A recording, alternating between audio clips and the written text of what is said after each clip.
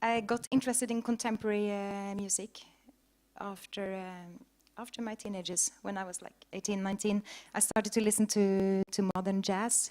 I grew up in Trondheim, where there is a fantastic jazz education, and I went to almost everything there, concerts, international names, also student concerts, and I was deeply into it. And using my background from classical music to try to break the codes of jazz and also to play some myself. When I started composition, I tried to avoid this question about being a female composer, because I consider myself a composer even though I'm performing half of the time. But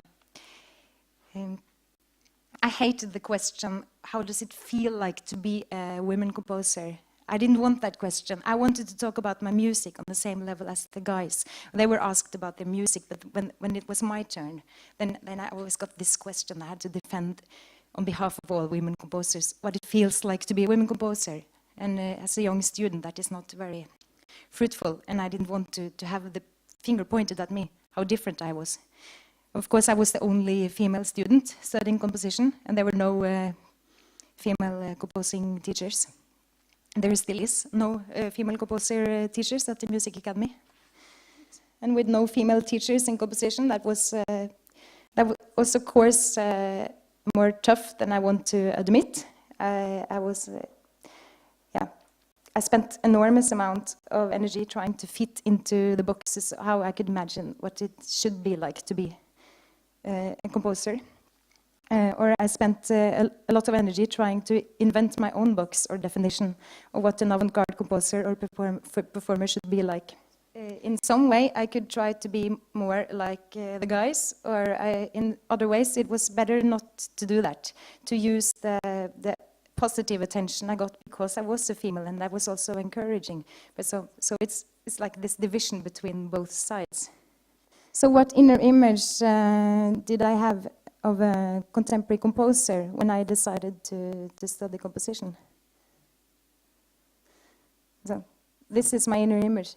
Maybe this is Arne Norheim, the most prominent Norwegian composer. He is dead now, but he was the modernist pioneer in Norway. My question in the book is also, would I have had that image that I would be a composer earlier if I was a guy or if I was a boy? And I think so, perhaps. I had been composing my whole life, but I didn't put names on it. I was not going to be a musician at all. So in the classical world, it's not come very far yet, still. In the Composer Society, there's 10% women. Norwegian Composer Society has been like that for 30 years. Slowly things happening there as well. In the year of celebration last year of women's right to vote, I took the program for the Oslo Philharmonic Orchestra, and I counted all the orchestra works. There were 113 orchestra works, different works in the program. You can guess how many of them were written by women? One. So this is the situation of this part of my work.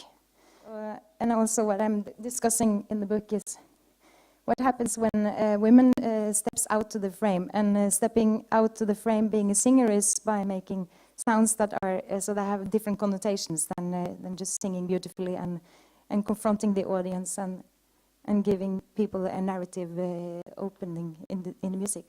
I mean, it's a lot of people who do that now, and it's fantastic. It's also been a long vocal tradition since Dada is doing that. But I see generally when a woman steps out of this the singer role box, then it's very often related to hysteria and madness, and it's less words on the music than on the emotional side of it. I'm thinking that jazz music isn't a very macho thing. It's actually very soft and very delicate, because also there is nothing in the physicality of a women's body that hinders you from playing that sort of music. Even though you have people like Petter Brødsmann, who has outspoken that women can't play this kind of music. They don't have the strength. Yes, said this to people I know very well. So this is. And here's the version of Bressmann's famous quintet, and this is a very familiar sight as well. This is what it looks like, free improv music. It's guys having a very energetic exposition. And it sounds fantastic. What happens then when the people he has taken under his wings, what happens when they are giving resources to form their own big bands? This happens.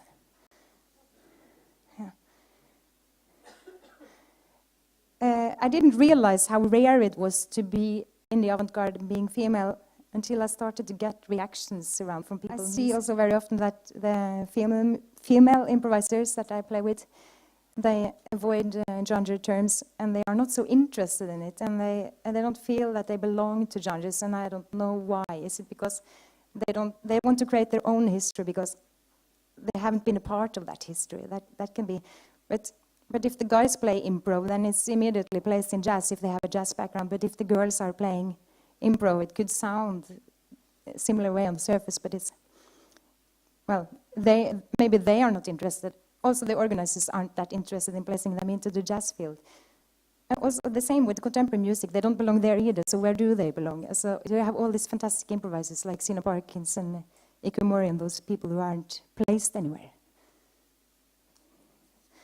It takes a lot for a female to be considered central in their box, in their ism. Females are not the ones who create the isms. They are after it's created, after the history is also created, and this is also something to think about. Like, what does that mean? I want to show you a research very quickly that shows it's it's published in the American Physical Society, where they look at what helps for female students to want to have a scientific career, because this is also a problem in science, of course, underrepresentation of females. And the thing that helps by far the most is that they are discussing the underrepresentation, and